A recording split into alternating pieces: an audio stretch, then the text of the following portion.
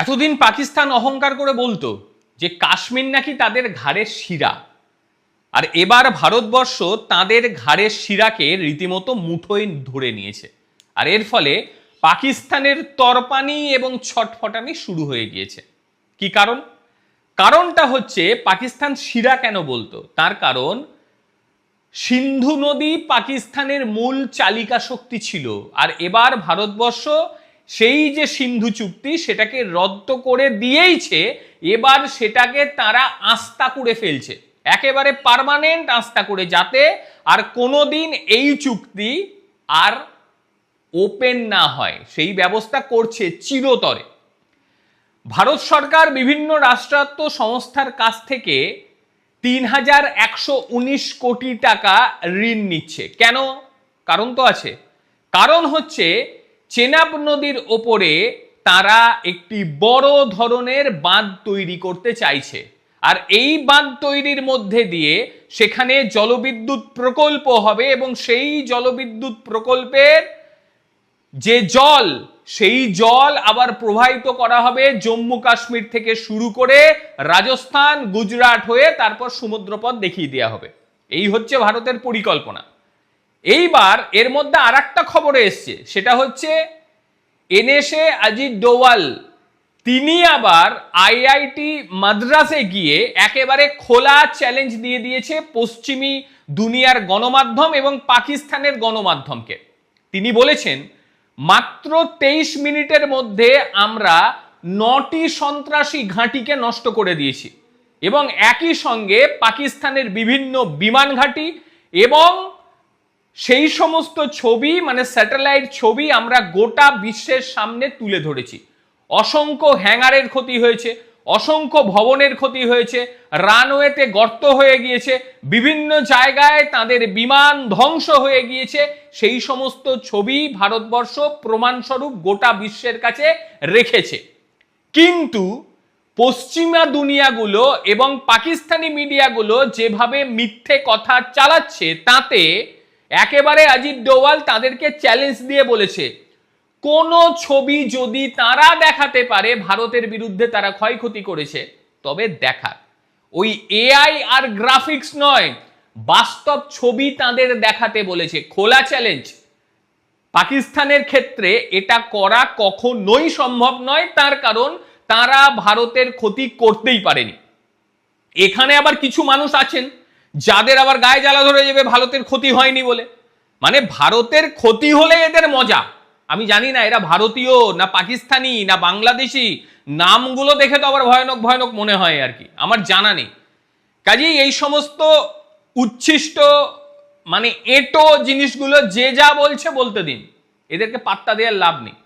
বাস্তব কথা হচ্ছে অজিত ডোভাল বলে দিয়েছে যে একটা সিঙ্গেল ছবি ওই পশ্চিমা দুনিয়ার গণমাধ্যম এবং পাকিস্তানিরা দেখাতে পারবে না, কারণ ভারতবর্ষের এরা একটা চুল পর্যন্ত ছিঁড়তে পারেনি। এটাই নিয়ম, কারণ ভারতবর্ষ এইভাবেই শায়েস্তা করবে এদের। যাই হোক, এবার আসি প্রসঙ্গে। ভারতবর্ষ 109 মিটার উঁচু কংক্রিটের ড্যাম তৈরি করতে চলেছে, 109 মিটার উঁচু, এবং মূলত এই ড্যামটি জম্মু ও কাশ্মীরের চেনাব নদীর ওপর হবে এবং 540 মেগাওয়াটের ক্ষমতা সম্পন্ন একটি প্রকল্প এখানে হতে চলেছে। ইতিমধ্যেই শতদ্রু, বিয়াস এবং রাবি নদীর জল সম্পূর্ণ বন্ধ, যেতে পারছে না, ওই 2-1 ফোঁটা বেরোচ্ছে আর কি, তাতেই পাকিস্তান হয়তো গলা বেজাচ্ছে। কিন্তু সিন্ধু নদীর যা চুক্তি, সেই চুক্তিতে চিনাব এবং সিন্ধু এই নদীর জল পাকিস্তান পেত, এবার এটাও তো বন্ধ হয়ে যাচ্ছে। কারণ পাকিস্তান চেনাব নদীকে ঘিরে একেবারে একটা খালের নেটওয়ার্ক তৈরি করেছিল, খালের নেটওয়ার্ক। সেই নেটওয়ার্কের মাধ্যমে পাকিস্তানের পাঞ্জাব প্রদেশ জল পেত, বিভিন্ন চাষাবাদ ইত্যাদি হতো। আর এবার এই পশ্চিমা নদীগুলো যেমন চেনাব, ঝিলাব, সিন্ধু, এইগুলোর ওপরে ভারত পুরো মাত্রায় তাদের অধিকার কায়েম করে নিচ্ছে। কারণ বাঁধ প্রকল্প করার মধ্যে দিয়ে এখানে যেমন ভাবে জলবিদ্যুৎ উৎপন্ন হবে, ঠিক একইভাবে এই জল জম্মু কাশ্মীর, রাজস্থান, গুজরাট হয়ে এটা চলে যাবে সমুদ্রপথে। কাজেই নদীর গতিপথ পরিবর্তন হচ্ছে এবং এই নদীর জল পুরো মাত্রায় ব্যবহার করবে ভারতবর্ষ। এইবার বিভিন্ন ব্যাংক ভারত সরকারের সঙ্গে যোগাযোগ করতে শুরু করে দিয়েছে এবং এই প্রকল্পটার জন্য খরচা হতে চলেছে 5,000 থেকে 4,500 কোটি টাকা। এটা প্রাথমিকভাবে ধরা হচ্ছে। ভারত বলছে ঠিক আছে, আপনারা যদি লোন দেন তাহলে আমাদের 3,119 কোটি টাকা লোন দিতে পারেন। বিভিন্ন ব্যাংক বিভিন্ন সংস্থা বলছে না না আপনারা লোন নিন, কোনো অসুবিধা নেই, সবটাই নিন, অতিরিক্ত নিন। কিন্তু ভারত বলছে না না এগুলো হবে না, ওই আপনারা মোটামুটি এটা দিন, বাকিটা আমরা সামলে নেব। লোন নিয়ে করবে কিন্তু ভারতবর্ষ, মানে এটা ভাবার কোনো বিষয় নেই যে ভারতের টাকার অভাব। যারা লোন দিচ্ছে তারাও ভারতীয়, যেসব সংস্থা লোন দেবে বলছে তারাও ভারতে ব্যবসা করছে।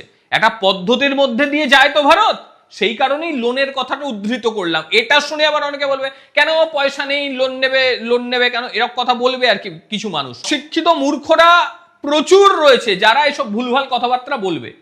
যাই হোক, তো ভারতবর্ষ লোন পেয়ে যাবে, এটা নিয়ে বড় কিছু ব্যাপার নয়। বিভিন্ন সংস্থা আছে তাদেরকে লোন দিয়ে দেবে। এইবার নদীর যে পূর্ণ শক্তি এটা পুরো মাত্রায় ব্যবহার করবে ভারতবর্ষ। আর এখানে যখন বাঁধ নির্মাণ হয়ে যাবে তখন কিন্তু কার্যত সিন্ধু নদীর পুরো মাত্রায় অবসান হয়ে যাবে। এই সিন্ধু চুক্তি আর কোনোদিন ওপেন হওয়ার সম্ভাবনা নেই। সরকার যদি নাও থাকে, অন্য সরকার আসে, তারা ডেফিনেটলি কোনো বাঁধ ভেঙে সিন্ধু নদীর জল পাকিস্তানকে দিতে পারবে না। সে ক্ষমতা নেই, সাধারণ মানুষ তাদের ছাড়বে না। সেই কারণেই পাকিস্তানকে পুরোপুরি নদীর জল থেকে বিচ্যুত করার জন্য ভারত সরকারের এই প্রকল্প। এবং এই প্রকল্প পুরো মাত্রায় যখন সামনে চলে আসবে তখন পাকিস্তান বুঝতে পারবে যে জলকষ্ট কাদের বলে। এখনো পর্যন্ত কিছু জল বেরোচ্ছে আর কি ফুটো ফাটা দিয়ে, সেই জল তারা খাচ্ছে। এইবার সেটাও বন্ধ হয়ে যাবে, পুরো মাত্রায় বিদ্যুৎ উৎপন্ন হবে। হয়তো অল্প 500 মেগাওয়াট 400 মেগাওয়াটটা কোনো ফ্যাক্টর না, কিন্তু বড় যেটা বিষয় যে পাকিস্তান জল পাবে না, কারণ এদের সঙ্গে সদ্ভাব করার কোনো বিষয় নেই। আজিজ ডোভালের কথার পর পাকিস্তানের বক্তব্য এসছে, তাদের বক্তব্য শুনলে তো হাসবেন। তারা বলছে না না এই ধরনের কথা তার বলা উচিত হয়নি, আমরা আলোচনায় বসতে চাই, আমরা আলোচনা করতে চাই। এই দেশটার সঙ্গে আলোচনা হয় কি করে? এর আগে আমরা দেখেছিলাম ভারতের তরফ থেকে অটল বিহারী বাজপেয়ী সেখানে গিয়েছিল বন্ধুত্বের হাত নিয়ে। তার পরবর্তীতে তার পিঠে, ভারতের পিঠে ছোঁড়া মেরেছে এই পাকিস্তান। কিভাবে? কারগিল দিয়ে। সুতরাং এই দেশটা একেবারে নিকৃষ্ট দেশ। এদের সঙ্গে সদ্ভাব রাখার মতন কোনো রকম ইচ্ছে ভারতবর্ষের নেই। যারা একবার পিঠে ছোড়া মারতে পারে এরা বহুবার মারতে পারে, কারণ এখানে যে মানবগুলো বাস করে তারা মানুষ নয়, তারা নিকৃষ্ট কীট, এরা অন্য কিচ্ছু নয়। এদের দ্বারা সমাজে কোনো উপকার হবে না।